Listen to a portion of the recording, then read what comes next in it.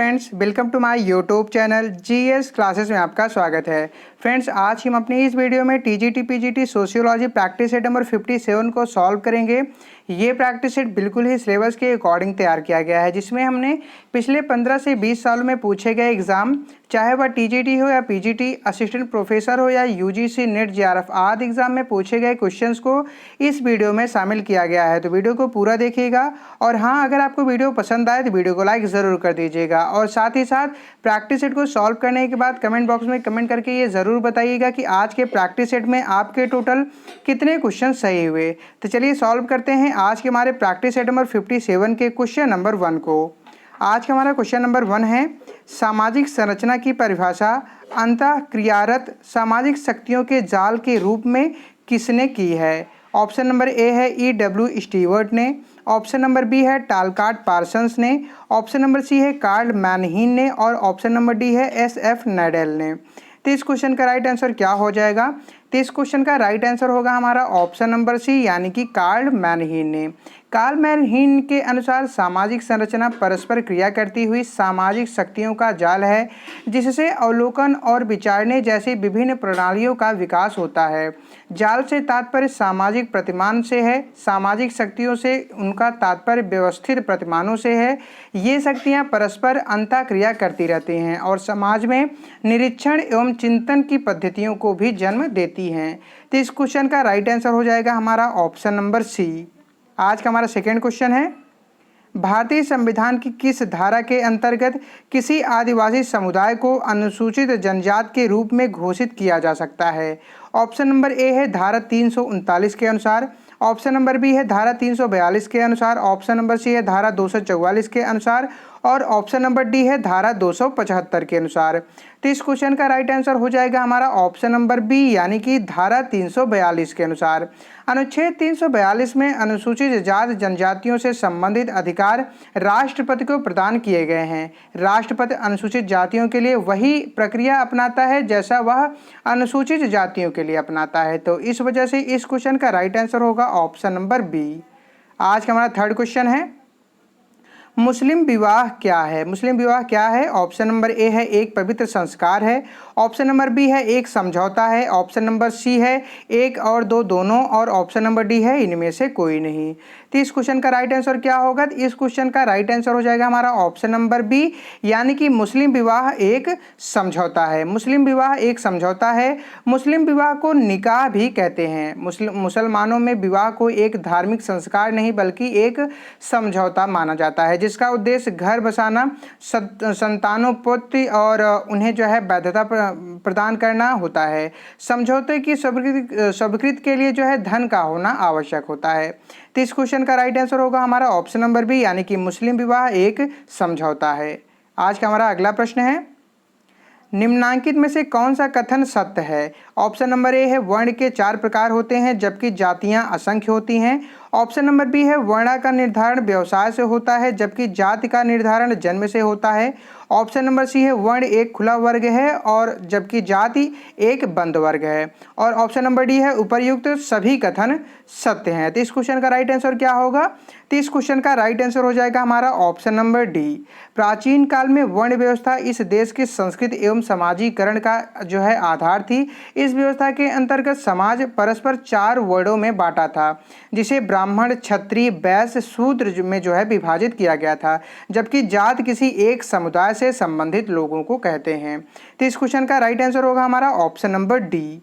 आज का हमारा अगला प्रश्न है, समिति प्रायः किसी उद्देश्य की प्राप्ति के लिए लोगों का मिलकर कार्य करना है, यह परिभाषा किसके द्वारा दी गई थी? ऑप्शन नंबर ए है जिन्सबर्ग के द्वारा, ऑप्शन नंबर बी है गिलिन एवं गिलिन के द्वारा, ऑप्शन नंबर सी है बोगार्डस के द्वारा और ऑप्शन नंबर डी है मैकाइवर के द्वारा। तो इस क्वेश्चन का राइट आंसर क्या हो जाएगा? तो इस क्वेश्चन का राइट आंसर होगा हमारा ऑप्शन नंबर सी, यानी कि बोगार्डस के द्वारा। बोगार्डस के अनुसार समिति को मनुष्यों द्वारा विचारपूर्वक बनाए गए एक ऐसे संगठन के रूप में परिभाषित किया गया है जिसके एक या कुछ उद्देश्य होते हैं और साथ में अपनी कार्यकारिणी भी होती है। मैकाइवर के अनुसार समिति किसी हित या कुछ हितों के सामूहिक प्राप्त के लिए विचारपूर्वक निर्मित संगठन है। तो इस क्वेश्चन का राइट आंसर होगा ऑप्शन नंबर सी। आज का हमारा अगला प्रश्न है, समाज शास्त्र क्या है? ऑप्शन नंबर ए है सामाजिक दर्शन, ऑप्शन नंबर बी है सामाजिक विज्ञान, ऑप्शन नंबर सी है समाज सुधार आंदोलन और ऑप्शन नंबर डी है समाजवाद का एक प्रकार। तो इस क्वेश्चन का राइट आंसर क्या हो जाएगा? तो इस क्वेश्चन का राइट आंसर होगा हमारा ऑप्शन नंबर बी, यानी कि समाजशास्त्र एक सामाजिक विज्ञान है। ठीक है, समाजशास्त्र संपूर्ण समाज का एक समग्र इकाई के रूप में अध्ययन करने वाला विज्ञान है। इसमें सामाजिक संबंधों का व्यवस्थित अध्ययन किया जाता है। सामाजिक संबंधों को ठीक से समझने की दृष्टि से सामाजिक क्रिया, सामाजिक अंतःक्रिया एवं सामाजिक मूल्यों पर इस शास्त्रों में जो है विशेष जोर दिया गया है। तो इस क्वेश्चन का राइट आंसर होगा ऑप्शन नंबर बी। आज का हमारा अगला प्रश्न है, किस वर्ष मुस्लिम लीग ने पाकिस्तान का निर्माण करना अपना मूलभूत उद्देश्य घोषित किया? ऑप्शन नंबर ए है सन 1939 ईस्वी में, ऑप्शन नंबर बी है सन 1940 ईस्वी में, ऑप्शन नंबर सी क्या है? तो ऑप्शन नंबर सी है हमारा सन 1941 ईस्वी में और ऑप्शन नंबर डी है सन 1942 ईस्वी में। तो इस क्वेश्चन का राइट आंसर क्या हो जाएगा? तो इस क्वेश्चन का राइट आंसर होगा हमारा ऑप्शन नंबर बी, यानी कि सन 1940 ईस्वी में। कब? सन 1940 ईस्वी में। 23 मार्च, कब? 23 मार्च 1940 ईस्वी में मुस्लिम लीग के लाहौर अधिवेशन में पाकिस्तान प्रस्ताव पारित किया गया था, जिसका मुख्य आधार था कि भारत के लिए जो है कोई संविधान मुसलमानों को उस समय तक स्वीकार नहीं होगा जिसमें भारत के पूर्व और पश्चिम के मुसलमान बाहुल क्षेत्रों को एक स्वतंत्र और सार्वभौमिक राज्य के रूप में स्वीकार न किया गया हो। तो इस वजह से इस क्वेश्चन का राइट आंसर हो जाएगा हमारा ऑप्शन नंबर बी। आज का हमारा अगला प्रश्न है, किस सुधार के अंतर्गत केंद्रीय विधानसभा, प्रांतीय विधान समाजों, नगर पालिकाओं, जिला बोर्डों, चैम्बर ऑफ कॉमर्स और विश्वविद्यालय के लिए चुनाव के सिद्धांत को मान्यता दी गई? ऑप्शन नंबर ए है प्रांतीय स्वायत्तता 1935, ऑप्शन नंबर बी है मॉन्टेगू चेम्सफोर्ड सुधार 1919, ऑप्शन नंबर सी है मार्ले मिंटो सुधार 1909 और ऑप्शन नंबर डी है उपर्युक्त में से कोई नहीं। तो इस क्वेश्चन का राइट आंसर क्या हो जाएगा? इस क्वेश्चन का राइट आंसर होगा हमारा ऑप्शन नंबर डी, यानी कि उपर्युक्त में से कोई नहीं। ठीक है, स्वतंत्रता प्राप्त के पश्चात नगर पालिकाओं, जिला बोर्डों, चेंबर ऑफ कॉमर्स और विश्वविद्यालय के लिए चुनाव के सिद्धांत की मान्यता जो है दी गई है। तो इस क्वेश्चन का राइट आंसर होगा हमारा ऑप्शन नंबर डी। आज का हमारा अगला प्रश्न है, the servants of Indian society की स्थापना 1904 में भारतीय राष्ट्रीय कांग्रेस के किस नेता के द्वारा दी गई थी? किस नेता के द्वारा दी गई थी?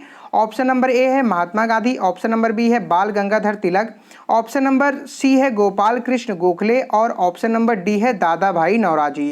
तो इस क्वेश्चन का राइट आंसर क्या हो जाएगा? तो इस क्वेश्चन का राइट आंसर होगा हमारा ऑप्शन नंबर सी, यानी कि गोपाल कृष्ण गोखले के द्वारा सन 1905 में। कब? सन 1905 में गोपाल कृष्ण गोखले ने स्वेटर्स ऑफ इंडियन सोसाइटी की स्थापना की, जिसका उद्देश्य मातृभूमि की सेवा के लिए लोगों को अल्प वेतन पर कार्य करने के लिए प्रशिक्षित करना था। तो इस क्वेश्चन का राइट आंसर होगा ऑप्शन नंबर सी। आज का हमारा अगला प्रश्न है, जलवायु संपूर्ण सभ्यता के विकास और विनाश का कारण हो सकती है, यह कथन किसका था? ऑप्शन नंबर ए है गिलिन एवं गिलिन का, ऑप्शन नंबर बी है मैकाइवर एवं पेज का, ऑप्शन नंबर सी है बोगार्डस एवं मोरे का और ऑप्शन नंबर डी है वकल एवं हटिंगटन का। तो इस क्वेश्चन का राइट आंसर क्या हो जाएगा?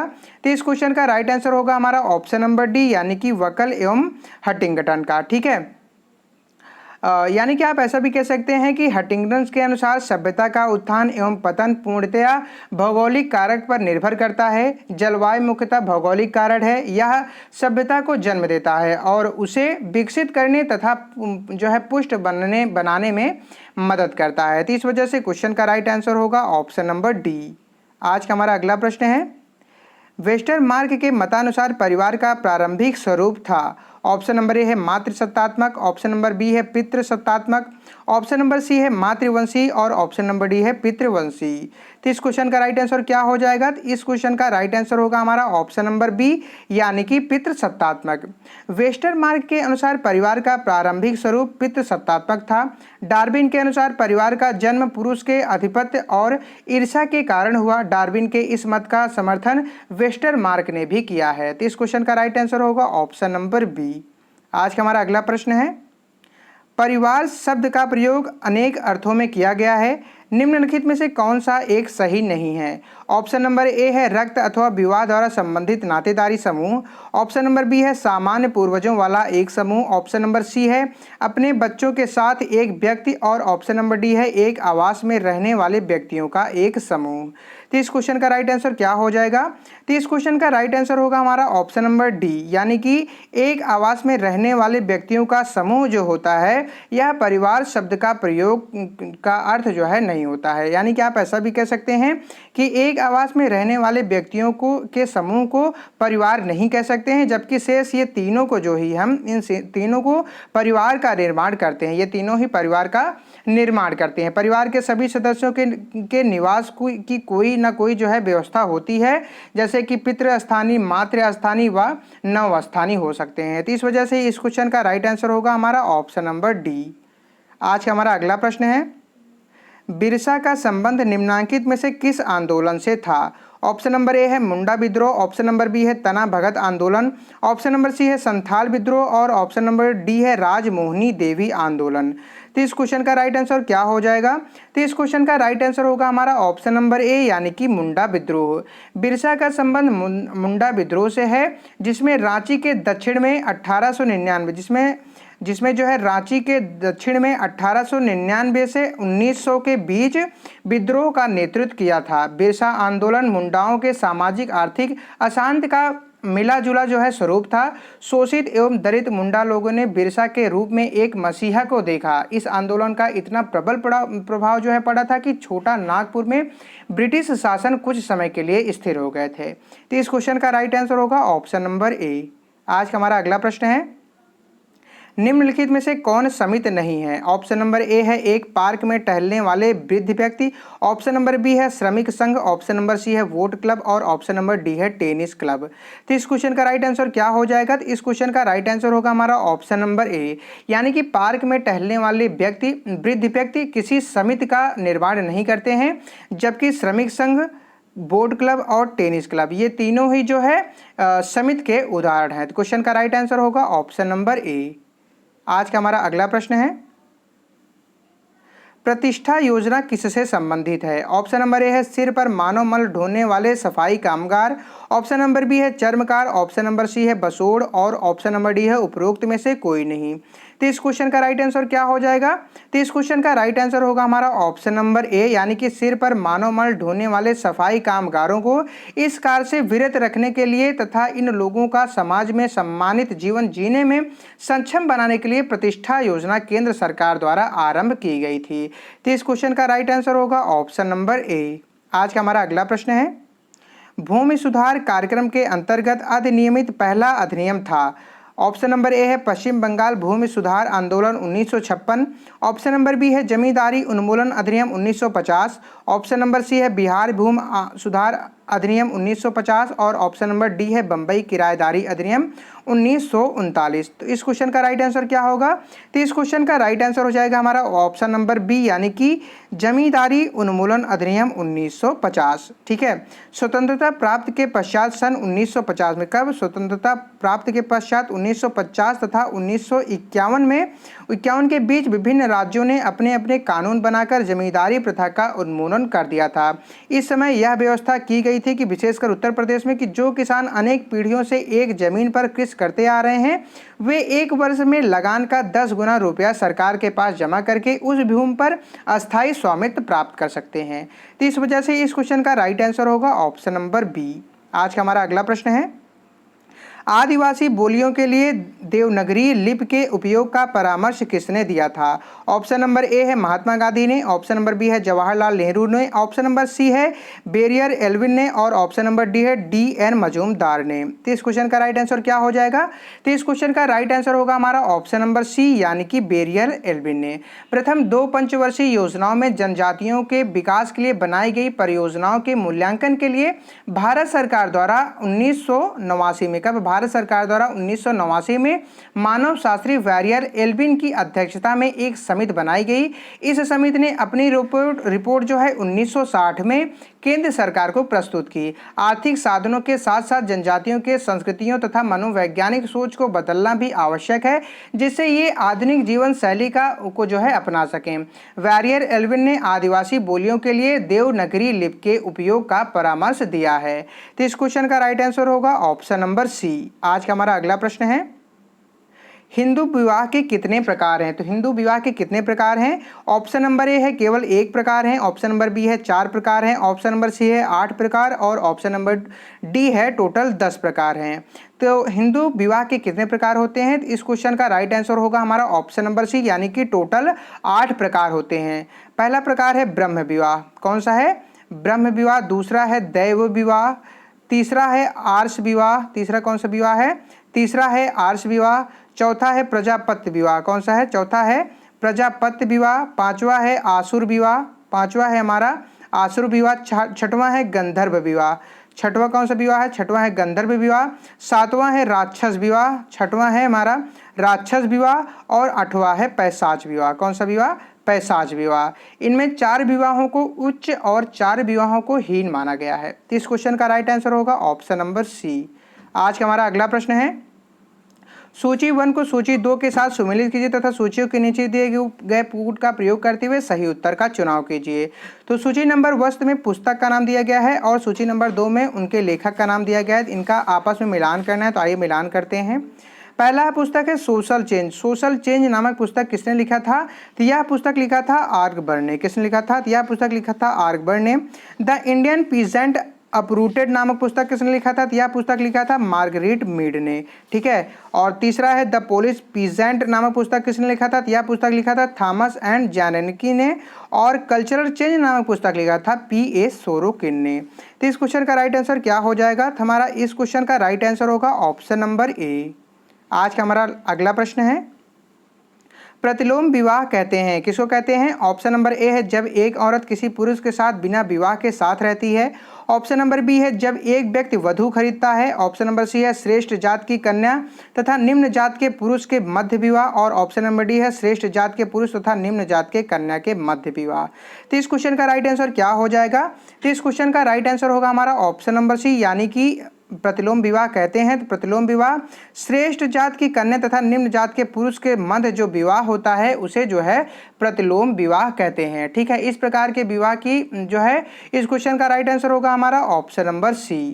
आज का हमारा अगला प्रश्न है, हिंदू विवाह का वह प्रकार जिसमें ना तो माता पिता की सहमति की आवश्यकताएं होती हैं और ना संस्कार की, वह कहलाता है। फ्रेंड, जैसा कि आपको पता होगा कि पिछले प्रैक्टिस सेट में ये क्वेश्चन आप लोगों से पूछा गया था कि इस क्वेश्चन का राइट आंसर क्या होगा, जिसमें कईयों ने इस क्वेश्चन का सही जवाब दिया था। तो आइए देख लेते हैं इस क्वेश्चन का राइट आंसर क्या होगा। ऑप्शन नंबर ए है पैशाच विवाह, ऑप्शन नंबर बी है राक्षस विवाह, ऑप्शन नंबर सी है असुर विवाह और ऑप्शन नंबर डी है गंधर्व विवाह। तो इस क्वेश्चन का राइट आंसर क्या हो जाएगा? तो इस क्वेश्चन का राइट आंसर होगा हमारा ऑप्शन नंबर डी, यानी कि गंधर्व विवाह। गंधर्व विवाह का तात्पर्य वधू का स्वयं अपने लिए चुनाव करना है। मनुस्मृति में कहा गया है कि जब काम के वंश में होकर कन्या एवं वर विवाह से पूर्व ही यौन संबंध स्थापित कर लें तो ऐसे विवाह को गांधर्व विवाह कहा जाता है।